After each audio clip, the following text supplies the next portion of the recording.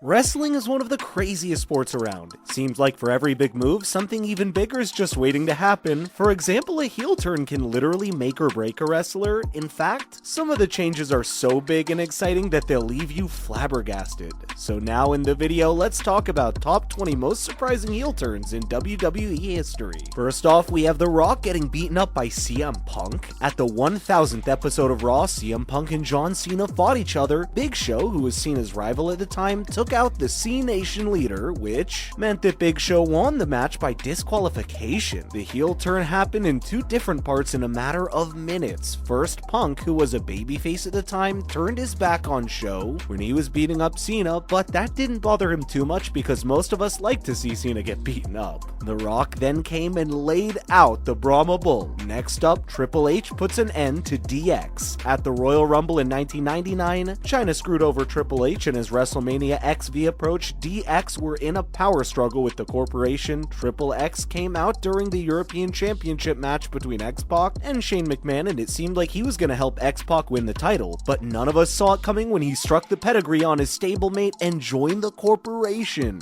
Moving on, does Bret Hart really hate America? After a match, Hart pushes Vince McMahon, which also helped Vince become a more authoritative figure and not just a commentator. Hart then got into fights with some big guys who later became popular babyface characters. His skit about how much he hated America is one of the most important parts of his career, and it helped solidify his legacy. Following this, Sergeant Slaughter felt just the same. The WWF took advantage of the Gulf War by making a character that would make us feel sorry for Iraq. The WWF crowds weren't very happy about that. At WrestleMania 7, Slaughter had a match against Hulk Hogan, but he ended up losing that match. Let's look at The Rock coming down to business. At the 1998 Survivor Series, The Rock had Mankind locked in a sharpshooter when Vince McMahon called for the belt. Everyone could see from the party that Rock had given in Vince and Shane McMahon. After that, there were some iconic fights with Mankind, like the infamous I Quit fight at the Royal Rumble. Now, for Andre the Giant going against Hulk Hogan. In 1987, 3 years had passed since Hulk Hogan won a championship, and the two friends met on Piper's Pit, where Hogan was going to get a trophy. Many of us thought that Andre was there to praise Hogan. Well, let us tell you, it was anything but that. Andre made a big deal out of saying he was after Hogan and his title, which led to the greatest match in wrestling history. Their tournament at WrestleMania 3 is famous for Hogan's epic slam. But the match wouldn't have happened without Andre's turn. Let's talk about Stephanie picking love over family. At the time, Test was going to marry Stephanie McMahon, but Triple H took her hostage. He took her to a wedding chapel and married her.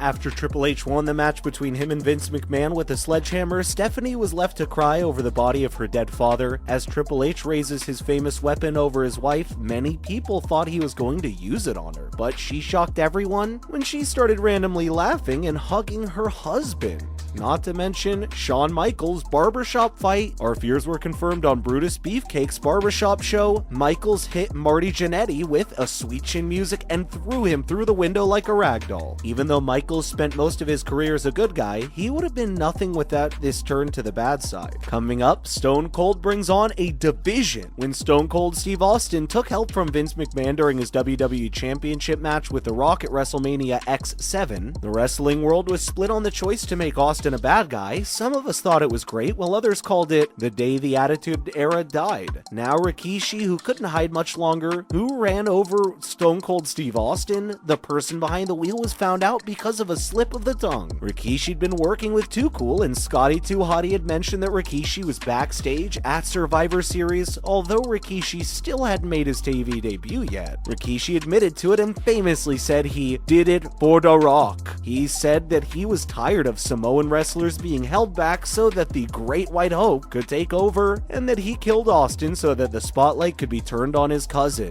The turn didn't do enough to make Rikishi a big bad guy, and we later found out that Rikishi was actually working for Triple H. What's more is that Sami Zayn really said peekaboo. At the 2017 WWE Hell in a Cell event, Kevin Owens, who Zayn used to work with, was feuding with Shane McMahon, and it looked like they were going to end it in hell. Shane leaped off the structure to land on Kevin Owens just like he did in his cell match with The Undertaker at WrestleMania 32, but who we didn't see coming was Sami Zayn. He pulled KO off the table, sending Zayn through the announcer's table. Moving on, Shinsuke Nakamura caught us off guard. The feud between WWE Champion AJ Styles and Royal Rumble winner Shinsuke Nakamura was set up pretty well, and neither man showed any signs of becoming a full-fledged heel in the future. After AJ won a good back-and-forth match at WrestleMania, Nakamura gave AJ his championship, but then shocked us by knocking him out with a low blow. Up next, Jonathan Coachman went all out on McMahon. Shane McMahon's fight with Eric Bischoff at SummerSlam 2003 was interrupted by Coach, who hit McMahon with a chair and double-teamed him until Steve Austin came to the rescue. From there, Coach spent the next 4 hours as a heel character who did everything from commentating to hosting, doing heel interviews, and even wrestling part-time. Let's learn more about Seth Rollins' family feud. The Shield was famous for their unity, and that's why it's even more shocking when Seth Rollins turned on his brothers and bought in to the Authority the same night they broke an Evolution. This was just 24 hours after they beat them in a second straight pay-per-view. Seth attacked his brothers from behind with a barrage of steel chair shots, leaving millions of us baffled. Following up, Larry Zbyszko spoke out against Bruno Sammartino. Even though most people have probably never seen it, this is one of the most famous heel turns in WWE history. Zbyszko betrayed his mentor and best friend so that he could finally rise to the top of the business. Coming up, Vince McMahon screws up the match.